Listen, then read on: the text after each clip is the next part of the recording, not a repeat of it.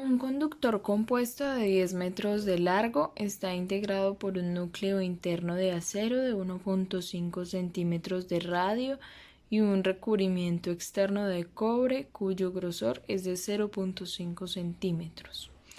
A. Determinar la resistencia del conductor. Bueno, debemos imaginarnos un cilindro dentro de otro. Uno de ellos que tenga un radio de 1,5 centímetros y que es el interno, que está hecho de acero.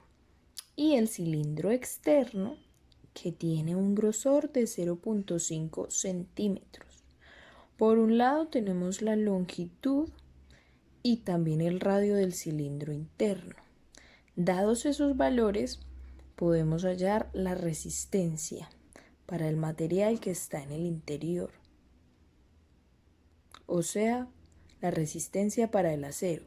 La resistencia está dada por la resistividad por la longitud sobre el área. La resistividad del acero es 11,8 por 10 a la menos 8 ohmiómetro. Por eso lo vemos acá.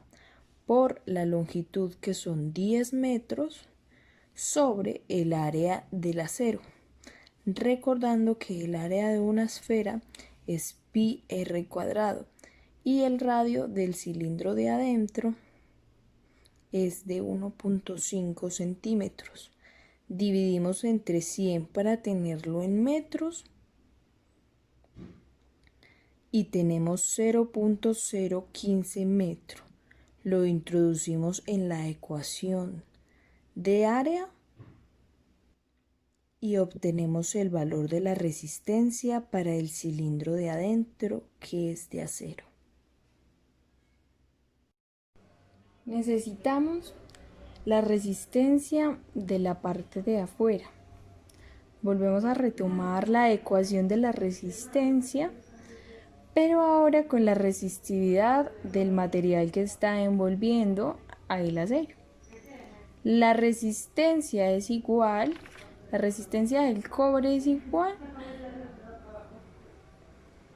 a la resistividad del cobre, que es 1,77 por 10 a la menos 8 ohmiómetro, por la longitud, que son 10 metros, y la incógnita aquí viene siendo el área del cobre, que es la caparazón de afuera. Hallamos el radio externo sumando 1,5 centímetros y 0,5 centímetros convertidos cada uno en metro, y para hallar el área de esa sección transversal, que es pi r cuadrado, esa suma es el radio y a esto le vamos a restar el área de adentro, o sea, el área del cilindro de acero. Y así podemos determinar el área del cobre. Aquí ya realizamos la operación y nos da que el área del cobre es igual a 5,50 por 10 a la menos 4 metro cuadrado. Y este valor lo reemplazamos en la ecuación de la resistencia del cobre. Y así, ya teniendo todos nuestros coeficientes, podemos obtener que la resistencia del cobre es igual a 3,22 por 10 a la menos 4 ohmio. La resistencia total se suma en paralelo. 1 sobre la resistencia total, que es igual a 1 sobre la resistencia en A, más 1 sobre la resistencia en C. Ahora sumamos y despejamos la resistencia total. Y así determinamos la resistencia del conductor. El punto B nos dice: si la corriente total en el conductor es de 60 amperios, ¿qué corriente fluye en cada metal? Pues sabemos que el voltaje es igual a la corriente sobre la resistencia. Lo hacemos para la corriente en A y para la corriente en C. Como ambos están conectados al mismo voltaje, decimos que la corriente A por la resistencia A va a ser igual a la corriente C por la resistencia C. Y ahora despejamos la corriente en A sobre la corriente en C. Y a este lado nos queda la resistencia en C sobre la resistencia en A. Estos valores ya los tenemos, los reemplazamos y vamos a poder calcular la corriente de A sobre la corriente en C, que es igual a 0.1928. Aquí despejaremos la corriente A, la corriente C está dividiendo, pasa a multiplicar al otro lado y así obtenemos esta ecuación. Del enunciado deducimos la otra ecuación teniendo en cuenta que la corriente total es igual a 60 amperios y que esta se compone de la suma de la corriente en A y de la corriente en C.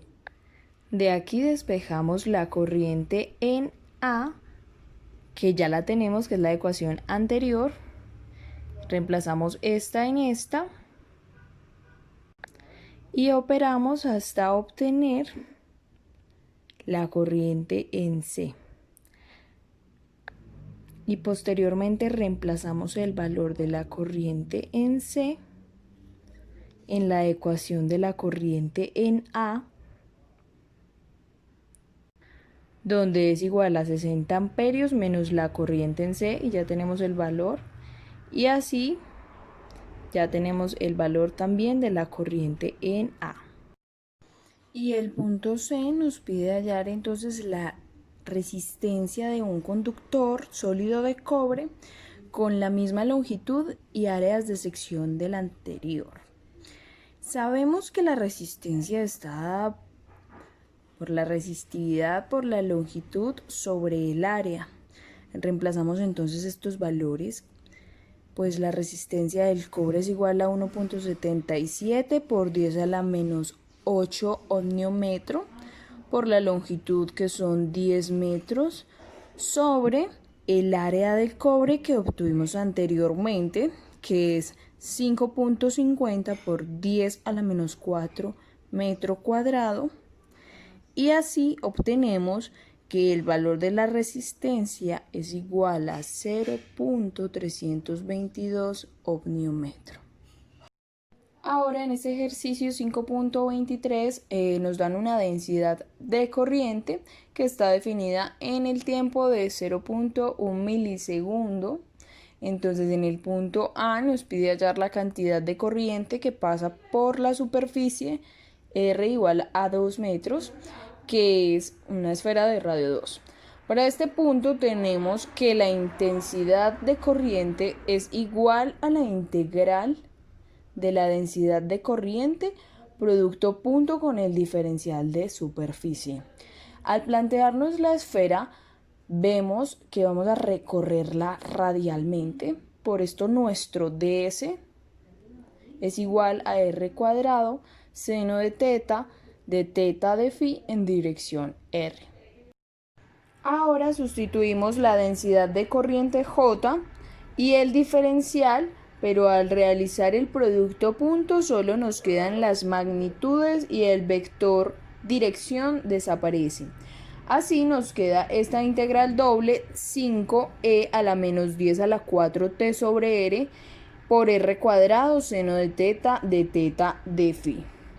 Y vemos que de phi, que es en el plano XY, va de 0 a 2pi, o sea que le da la vuelta a la esfera. Y teta va de 0 a pi, que se recorre en el eje Z, donde 5r e a la menos 10 a la 4t es una constante que no depende ni de phi ni de teta. Bueno, integramos. La integral aquí es phi y de seno de teta es menos coseno de teta. Bueno, después de evaluar nos queda que la corriente es igual a 20R E a la menos 10 a la 4T por pi. Recordemos que tenemos R igual a 2, que es el radio de la esfera, y el tiempo que es en 0.1 milisegundos. Sustituimos y obtenemos que el valor de la cantidad de corriente que pasa sobre esa superficie es de 45.91 amperios. Ahora el punto B nos pide hallar la densidad volumétrica, y para esto utilizamos la ecuación de continuidad y de tiempo de relajación, donde aplicamos el teorema de la divergencia y tenemos menos el diferencial de densidad volumétrica respecto al tiempo es igual a la divergencia de J. Aquí pasamos este dt al otro lado e integramos para la densidad volumétrica igual a la menos la integral de la divergencia de J por dt. Como estamos hablando de una esfera, utilizamos coordenadas esféricas y primero calculamos la divergencia, donde J solo tiene una componente en R.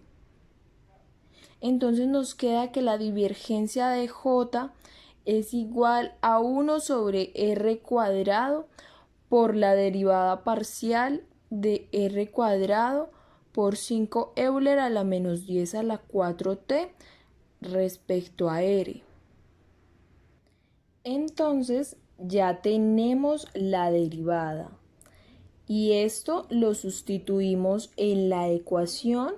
Calculamos la integral y sustituimos R cuadrado y el tiempo 10 a la menos 4 y obtenemos la densidad de carga sobre esta superficie.